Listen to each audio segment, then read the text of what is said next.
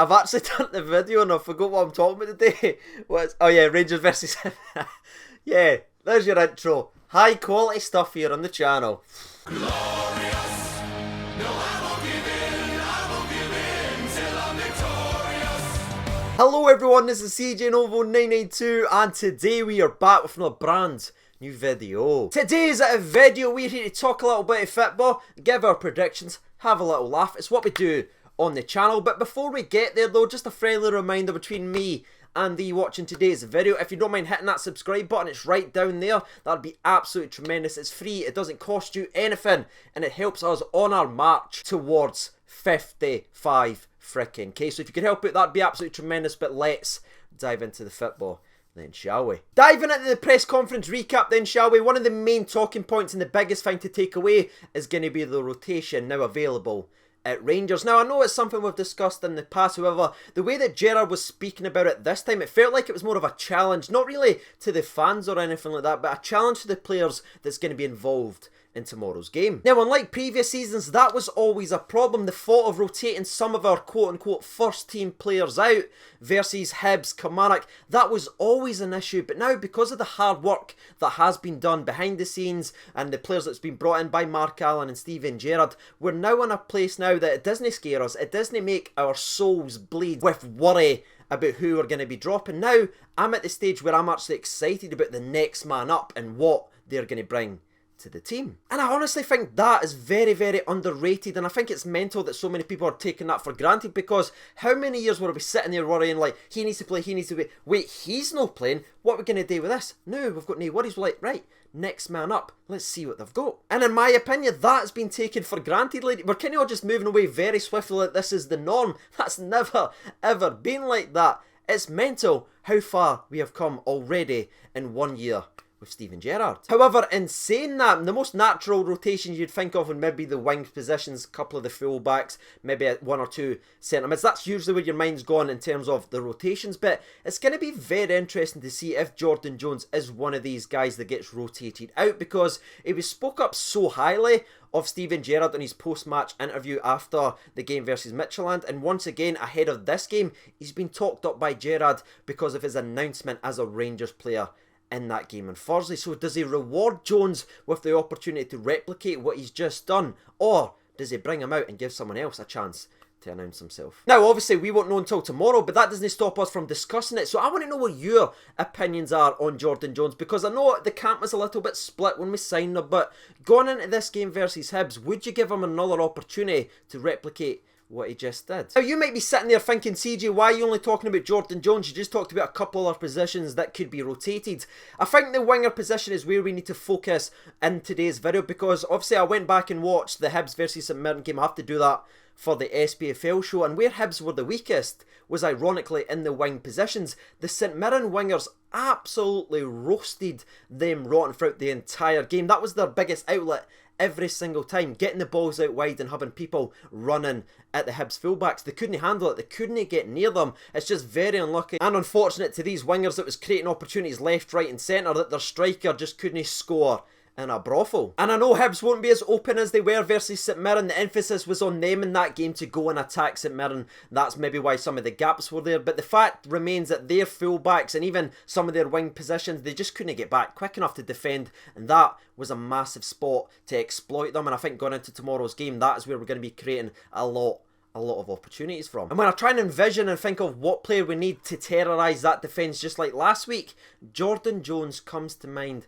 every single time. However, moving away from the single individual focus for a brief moment and just looking at this Hibs team, we need to talk about it. It was a battle all year long. I mean, we dominated for the majority of those games, but we only came away with one win versus Hibs the entire last season. One of them. But once again, just like the game last week versus Kilmarnock, we have another opportunity and another chance to silence the doubters and the critics and show just how much we have improved by setting the record straight right away versus two teams that we struggled all year long with. We're starting this season off with 6 points out of 6.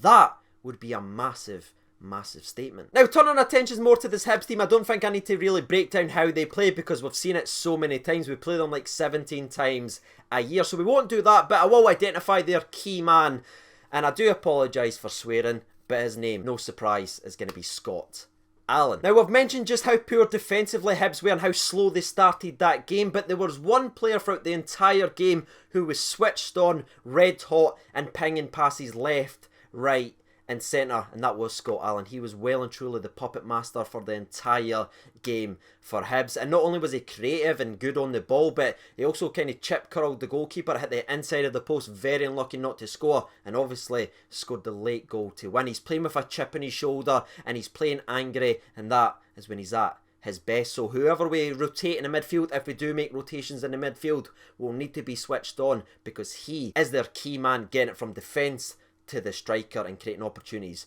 even for himself. And can I just say, it never feels normal to identify Scott Allen as being a key point for a team versus Rangers when the guy's sitting there with a Rangers tattoo on his shin. It just doesn't get any weirder than that. But enough speaking about Hibs, let's turn the attention and the focus back to Rangers then, shall we, and discuss some team news. Now, we do have slightly bad news surrounding Glenn Kamara. Now, it's not confirmed yet, but he's currently a doubt for tomorrow's game because of a slight problem. Now, it's nothing major. Gerrard has said that numerous times now in yesterday's press conference and even before that in his post-match, so don't worry, don't freak out, but it is a little problem, so he may miss tomorrow's game. John Flanagan, who had his first start versus FC Midtjylland of the season after his surgery, is expected pretty much to miss tomorrow's game as well, because they're not going to throw him right into the deep end. Again, that might change because we all know how much Gerrard trusts Flanagan, and if I'm honest with you, for me, he is our best left back, but I'm pretty sure either BB or Andy Halliday will be starting in this game versus Hibs. Matty P is still touch and go with his current injury. That's why he was dropped out of the European squad for John Flanagan on Thursday night, and again, he's still not at 100%, so don't expect to see Matty P starting tomorrow. And again, we're still stuck in that weird, awkward position of Rangers technically classing Dorrance as injured, even though Dorrance is saying that he isn't, so I'm not really sure what's going on there. I think Rangers just want to move on from Graham Dorrance as soon as possible, and that is the latest team news. On the suspension side of things, Alan McGregor will be returning to the sticks in the league after serving his last game of suspension, ironically versus Hibs. Knew he's back today again. No, didn't even joke about that. Touchwood, Shagger, keep it calm. And that's us all done and dusted for the news and discussing the two teams then. All that's left is for me and thee to get their predictions out. So dive into the comment section below. I want to see some prediction ons, and I want to see some goal scorers. For me, I thought long and hard over a breakfast this morning, meeting up with a feather. We were discussing it in depth. He's gone 3-1, right? But listen, I'm right. I feel it. Alright, I've got it in my fingers this week, lads. 3-0, ruthless Rangers. I'm calling it now. Did my false confidence, because I'm always wrong about everything, trick anyone? No? Okay. But my goal scorers, if I am right about my 3-0, I'm going with Morelos, Jermaine Defoe. Whether he starts the game or gets subbed on for Morelos, I think there's a goal in there for JD. And my last goal scorer, as always, I'm pretty consistent with it, Captain Tavernier. And now that me and thee have had their say, let's dive over to Twitter and hear from the people. There's been 1,674 votes. Thank you so much for getting involved.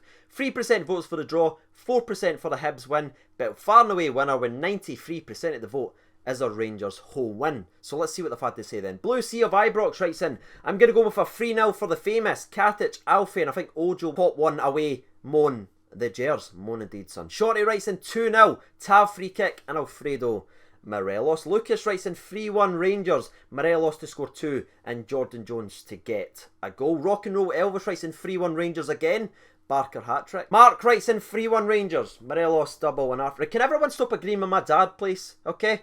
Back me. 3-0. 3-1's wrong. Trust me. Andrew Graham writes in 4-0 Rangers, Morelos to score 2, Jones and Tavernier. Stevie Brown writes in 3-1 to the famous mate, Morelos to score 2, Scotty Arfield with the other, and Andy's going for the 4-0 as well. Shout out to Andy, mate. Hope things are going well. And the last 2 or 3 that we'll read out in tonight's video, scroll nearer to the bottom to give everyone a chance. First one comes in from Neil Scholes. Sorry if I'm mispronouncing that, buddy. Solid 3-0 performance with Morelos, Aribo and Tav on the score sheet. Scott Allen, I reckon, will be their best player, causing the problems for us. Yeah, he started the season off very brightly. And the last one comes in from Lewis Patterson, and he writes in 2-0 to Rangers with Morelos and Ojo. It's good to see Ojo getting a bit of love because there was so much exciting about him. And then one FA performance versus Kilmarnock, everyone's kind of pushing him aside. So shout out to Lewis and the other boys that's mentioned Ojo as well. Hopefully there's a goal for the big man. But there we have it, ladies and gentlemen. You've heard from the people, you've heard from myself. If you haven't done so already, you know what to do by now. But before we wrap up today's video, I need to give a special mention to the absolute legends on the Patreon's account. I don't know if you've noticed, but the lighting's been better in the last week or so. That's because we got another new lighting equipment, so thank you so much for all the support. A microphone is next on the old list. If you would like to support the channel, links for that is down there in the description below. And as always, I've been CJ Nova92. Thank you so much for watching, and bye.